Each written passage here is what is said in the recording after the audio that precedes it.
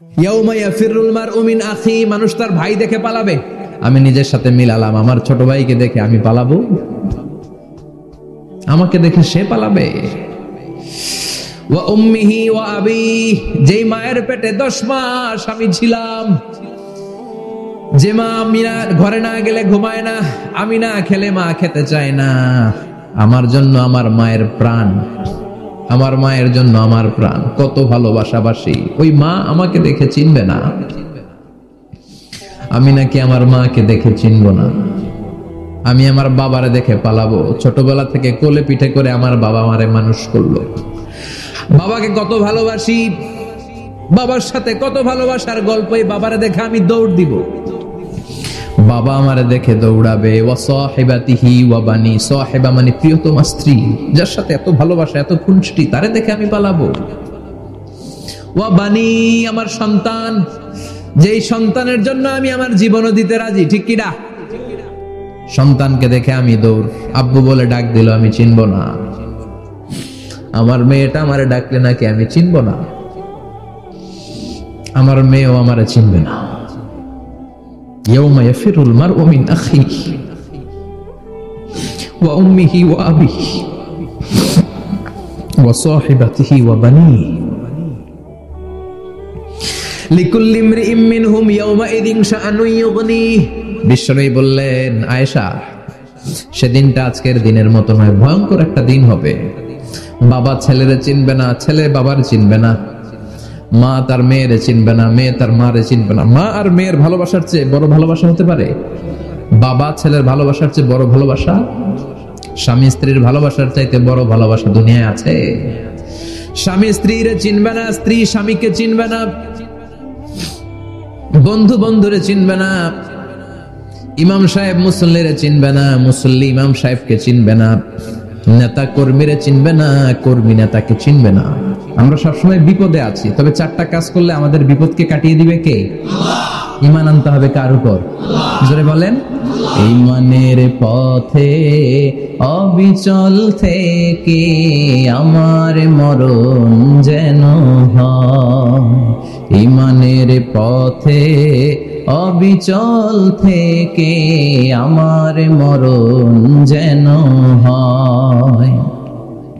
তোমারই কাছে মিনতি আমার, তোমারই কাছে মিনতি আমার, মহামহিম দয়াময়, ঈমানের পথে অবিচল থেকে আমার মরণ যেন হয়। পড়েন আমিন। চমৎকার দোয়া হয়ে গেছে না? ঈমানের পথে অবিচল থেকে আমার মরণ যেন হয়। আবার পড়েন আমিন। তো যেই ইসলামী সঙ্গীতগুলোর, নাশিদগুলোর কথামালা সুন্দর, এগুলো আপনারা গাবেন, এগুলো হৃদয়কে টাচ করে। যেগুলো হৃদয় থেকে লেখা হয় এগুলো হৃদয়কে টাচ করে, যেগুলো হৃদয় দিয়ে বলা হয় এগুলো মানুষের অন্তরে যে টাচ করে, ঠিকই না? বিশ্বনবী যা বলতেন হৃদয় থেকে বলতেন, প্রাণ খুলে বলতেন, প্রাণ থেকে বলতেন, যেটা মানুষের হৃদয়কে টাচ করত। আবার বিশ্বনবী কথা বলতেন কম, কিন্তু এটার অর্থ ছিল ব্যাপক। বিশ্বনবী বলতেন, উতিতু জাওয়ামিউল কালিম, আমাকে আল্লাহ তাআলা জাওয়ামিউল কালিম দিয়েছে। বিশ্বনবী বলতেন অল্প, বলতেন অল্প, কিন্তু এটার অর্থ, ব্যাখ্যা, বিশ্লেষণ ভলিউমের পর ভলিউম হয়ে যায়, কিন্তু ব্যাখ্যা শেষ হয় না। সুবহানাল্লাহ। আবার বিশ্বনবী বলতেন, নুসিরতু বিররাবি মাসিরাতা শাহর, আমি যে এলাকায় দাঁড়িয়ে থাকি এলাকার ডানে বায়ে সামনে পেছনে 1 মাসের দূরত্বের রাস্তা পর্যন্ত ওই জায়গায় কোনো কাফের দাঁড়িয়ে থাকলে আমার ভয়ে তার অন্তর থার থার করে কাঁপে। ভয় দিয়ে বিশ্বনবীকে আল্লাহ তাআলা সাহায্য করেছেন। 1 মাস ডানে বায়ে সামনে পেছনে 1 মাসের দূরত্বের ভেতরে যদি কোনো কাফির মুশরিকদের আন্ডা বাচ্চাও থাকে, যত দূরেই থাকুক, বিশ্বনবীর ব্যাপারে তার অন্তরে ভয় আর ধুকধুকানি শুরু হয়ে যায়। সুবহানাল্লাহ পড়েন। এজন্য আমরা বিপদ কাটাতে পারবো না যতক্ষণ না ঈমানদার না হতে পারি।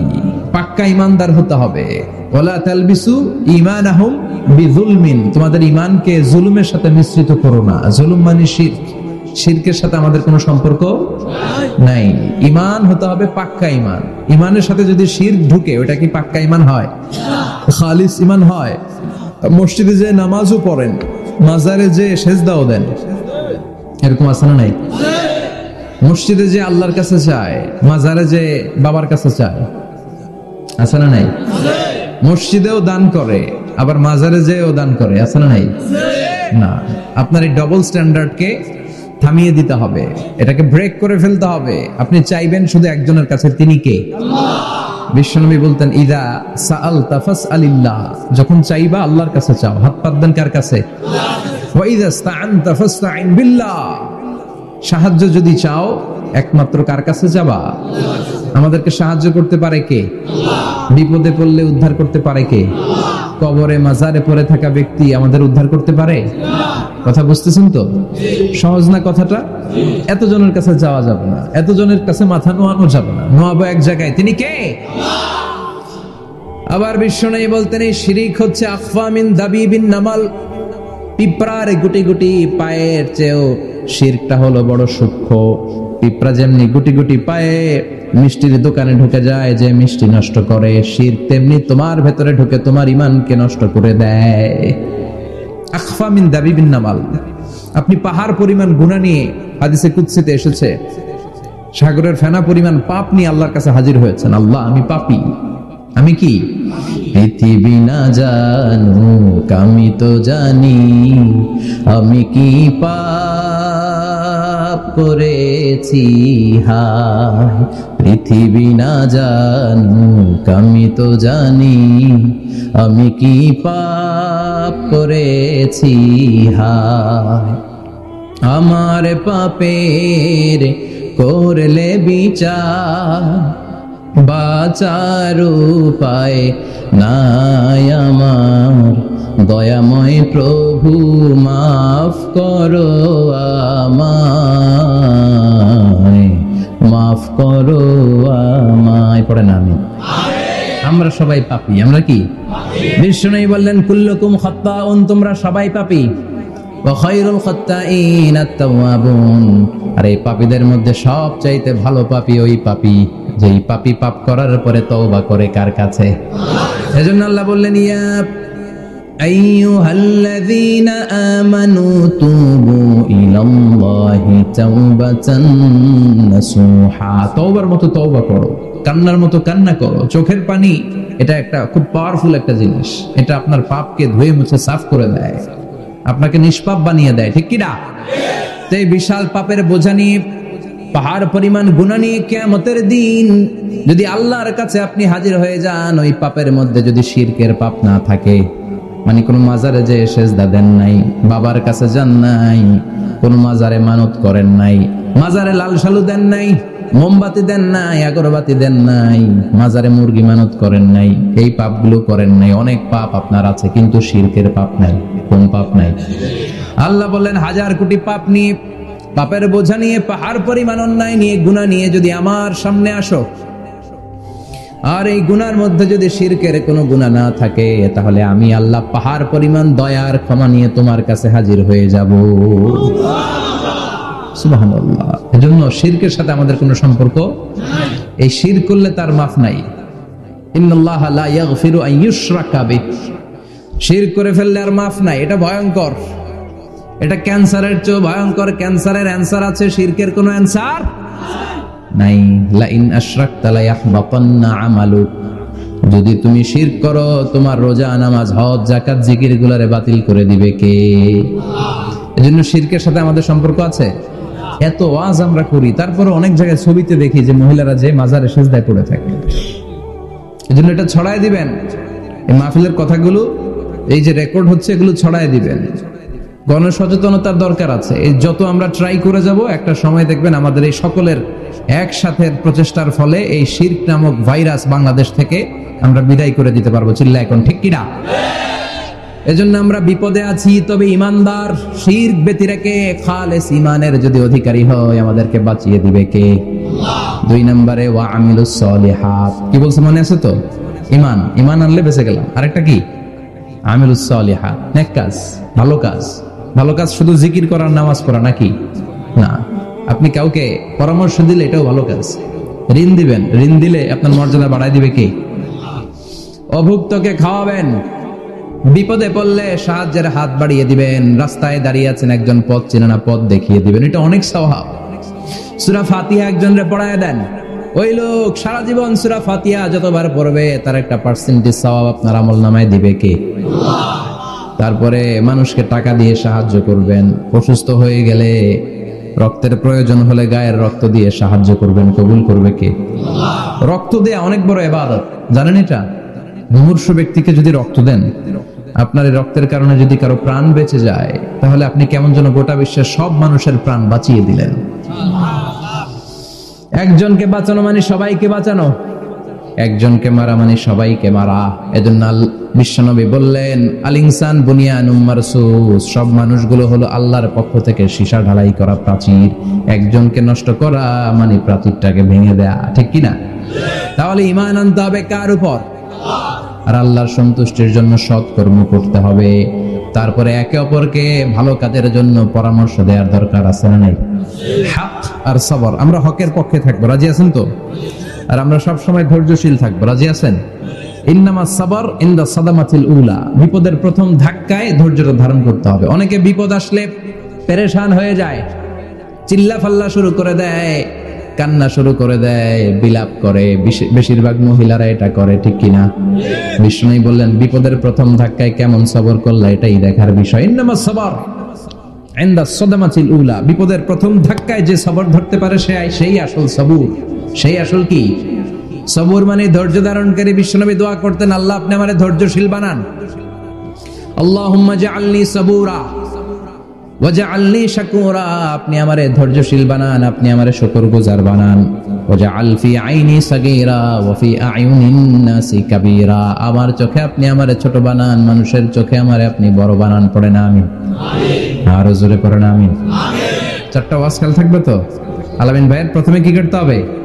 ঈমান, ঈমানের পরে সৎকর্ম, তারপরে হক আর সবর, এগুলো মেনে চলতে হবে। রাজি আছেন তো? আরো জোরে পড়েন ইনশাআল্লাহ। আসুন আমরা আল্লাহকে ফরমালি থ্যাঙ্কস দেই, শুকরিয়া জানাই, কালিমাতু শুকুর করি, আওয়াজ করে আমরা পড়ি আলহামদুলিল্লাহ। পড়েন রব্বানা লাকাল হামদ হামদান কাসীরান তাইয়িবান মুবারাকান ফীহি ইয়া রাব্বি লাকাল হামদু কামা ইয়ানবাগি লিজালালি ওয়াজহিকা ওয়া আযীমি সুলতানিকা লাকাল হামদু বিল ঈমান লাকাল হামদু বিল ইসলাম লাকাল হামদু বিল কুরআন। প্রশংসা করলাম কার? আল্লাহ। জোরে বলেন কার? সব সময় প্রশংসা করতে হবে কার? আল্লাহ। সে আল্লাহর পাঠানো সবচাইতে দামি মর্যাদাবান আসমানি কিতাবের নাম হচ্ছে কি? কুরআন। চিল্লায় বলেন কি নাম?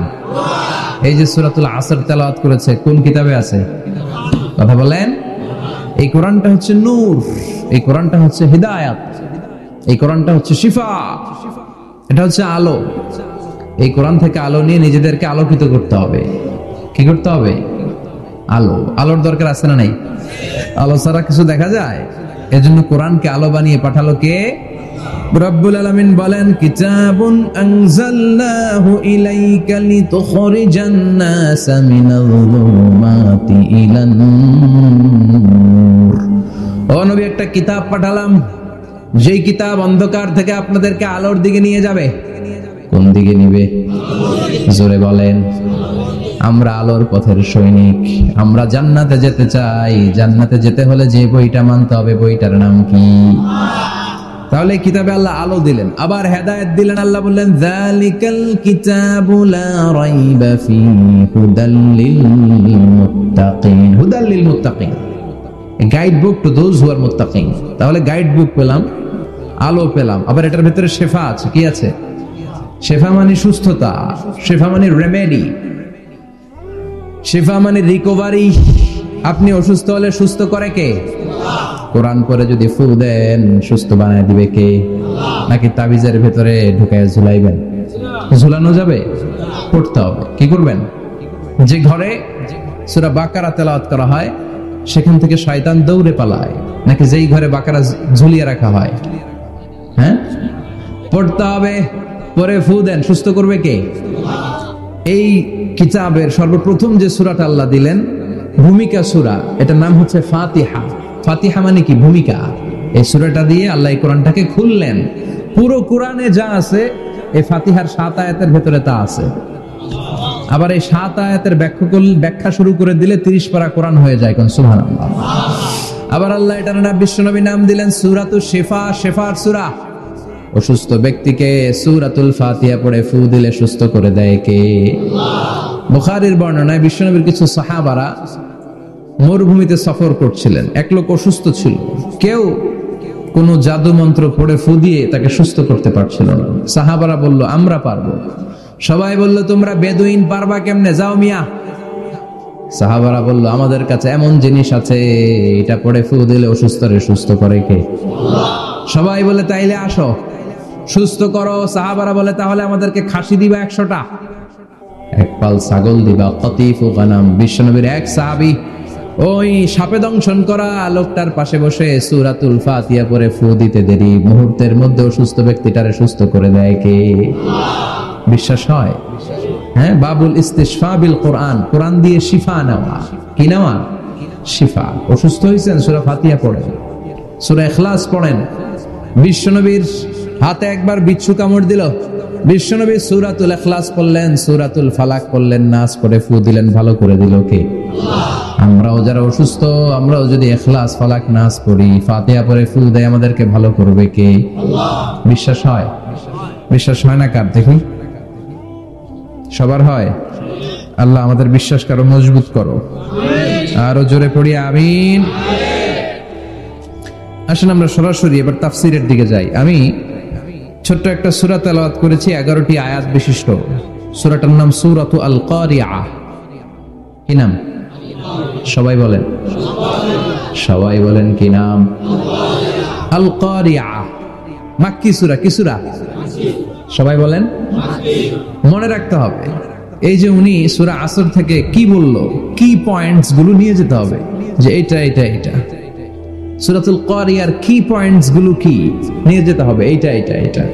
সূরা ফাতিহার মধ্যে আল্লাহ বেসিক কি কি পয়েন্ট হাইলাইট করেছেন, এগুলো আমাদেরকে শিখে যেতে হবে। তা না হলে শুধু আসলাম, স্লোগান দিলাম, কাঁদলাম, মোনাজাত ধরে জিলাপি নিয়ে চলে গেলাম, কোনো লাভ হইল? কথা বলেন। তো আমরা যে সূরাটা থেকে আজকে কথা শুনতে চাই, সূরাটার নাম হচ্ছে, সবাই বলেন, আল কারিআহ। আল কারিআহ মানে বিকট আওয়াজ। আল কারিআহ মানে কি? ভয়ঙ্কর আওয়াজ। ভয়ঙ্কর আওয়াজ শোনেন নাই কখনো? কোথায় শুনছেন? হ্যাঁ, বিজলি।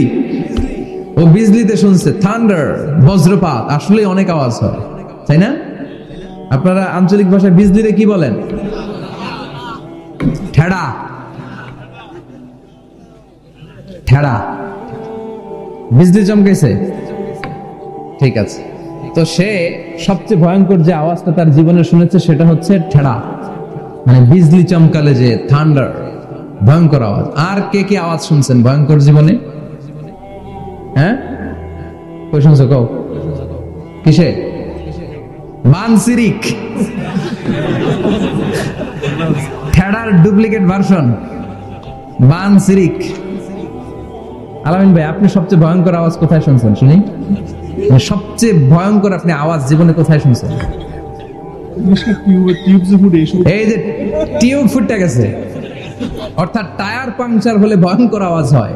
চমৎকার। আসলেই তো রিক্সার টায়ারের চেয়ে ট্রাকের টায়ার পাংচার হলে আরো ভয়ঙ্কর আওয়াজ। শুনছেন? রাস্তায় মাঝে মাঝে আমরা রাতকে রাত চলি, তো মাঝে মাঝে টায়ার পাংচার হয়, ভয়ঙ্কর আওয়াজ হয়, ভীষণ আওয়াজ। তার মানে বজ্রপাতে ভয়ঙ্কর আওয়াজ, ট্রাকের টায়ার পাংচার হলে ভয়ঙ্কর আওয়াজ। আর কি আওয়াজ আছে? হ্যাঁ, কি উঠলে? বাজি। বাজি।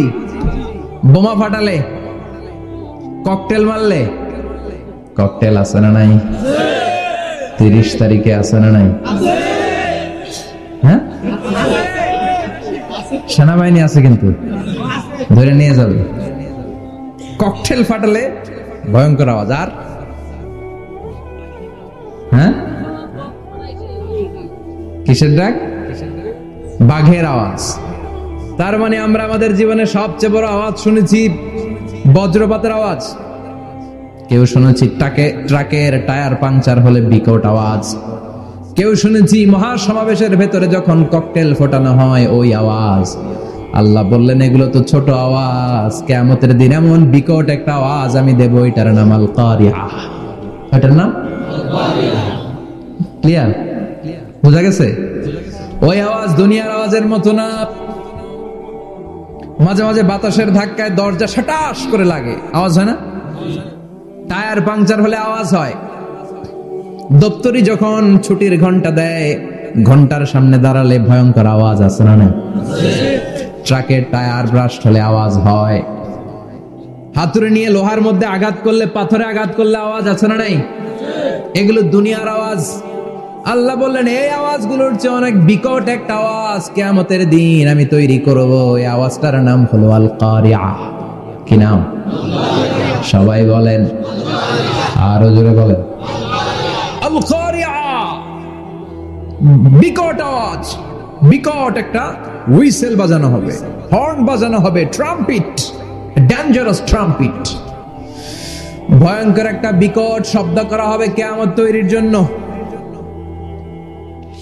ওই শব্দটা বাজানোর জন্য রব্বুল আলামিন একজন ফেরেশতা বানিয়েছেন, নাম হলো ইসরাফিল।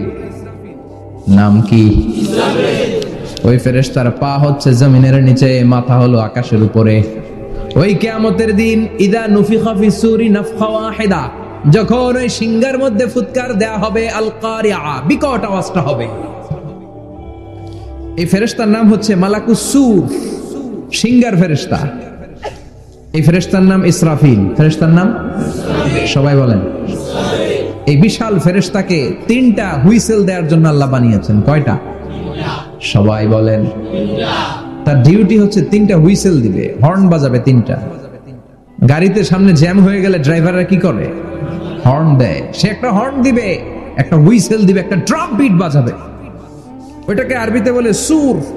ইযা নুফিখা ফিস সূরি নাফখাতান ওয়াহিদা, যখন তিনি প্রথম হুইসেলটা বাজাবেন, রব্বুল আলামিন ওনারে বানালেন তিনটা হুইসেল দেওয়ার জন্য বিশাল আকৃতির ফেরেশতা। এই ফেরেশতাকে সৃষ্টি করার পর থেকে দুই ঠোঁটের মাঝখানে হুইসেলটা নিয়ে ফেরেশতা আল্লাহর আরশের দিকে তাকিয়ে আছে। He is just waiting for the green signal. আল্লাহর অর্ডার কখন আসবে? আসলেই একটা ফু দিবে। সুবহানাল্লাহ কইবেন না? এই ফুটা দেওয়ার জন্য সে এখনো, ঠিক যে মুহূর্তে আমরা এখন তাফসীর শুনছি, সেই মুহূর্তে ইসরাফিল কি করতেছে? দুই ঠোঁটের মাঝখানে ওই হুইসেলটাকে রেখে জাস্ট অবজার্ভিং দ্য আরশ, আরশের দিকে তাকিয়ে আছে। যখন আল্লাহ বলবে শুরু করো, প্রসিড, মুহূর্তের মধ্যে হুইসেল বাজাবে। আর ওই হুইসেলের আওয়াজটাকে আরবিতে বলে আল কারিআহ। কি বলে? বুঝতে পারছেন এবার? সহজ হয়ে গেছে না? নরম হয়ে আসতেছে না সূরাটা? আল কারিআহ তার মানে বিকট আওয়াজ, বিকট হর্ন বাজানো হবে, ট্রাম্পিট দেয়া হবে, বিকট হুইসেল দেয়া হবে। এই আওয়াজটা দুনিয়ার দপ্তরির ঘন্টা বাজানোর আওয়াজের মতো না। এই আওয়াজটা ট্রাকের টায়ার পাংচার হলে যে আওয়াজ, ওইটার মতো না। বৃষ্টির সময় বজ্রপাতের যে আওয়াজ, ওইটার মতো না। ওই আওয়াজটা পৃথিবীর বুকে সবচাইতে ভয়ঙ্করতম আওয়াজ। ঠিক কিনা? ভয়ঙ্কর একটা আওয়াজ হবে, বজ্রনিনাদ, মহাপ্রলয়ের আওয়াজ। ওই একটা আওয়াজে সব লন্ডভন্ড হয়ে যাবে। একটা আওয়াজে সব লন্ডভন্ড হয়ে যাবে। এজন্য ওই আওয়াজটাকে ডেডিকেট করে আল্লাহ কোরআনে একটা সূরা দিয়েছেন। সূরাটার নাম, কথা কয় না, কি নাম? আল কারিআহ। আল কারিআহ মানুষের দৃষ্টি আকর্ষণের জন্য আল্লাহ এই শব্দটাকে সূরার প্রারম্ভে 3 বার বললেন। কয়বার? গুরুত্বপূর্ণ কথা কয়বার বলতে হয়? বিশ্বনবী কোন কথায় যখন এমফাসাইজ করতেন, গুরুত্ব দিতেন, তিনি কয়বার বলতেন? এই সূরাটা নাজিল হয়েছে মক্কায়। মক্কার কাফির মুশরিকরা যেন ওই কিয়ামতের ভয়ঙ্কর দৃশ্যটা বুঝতে পারে।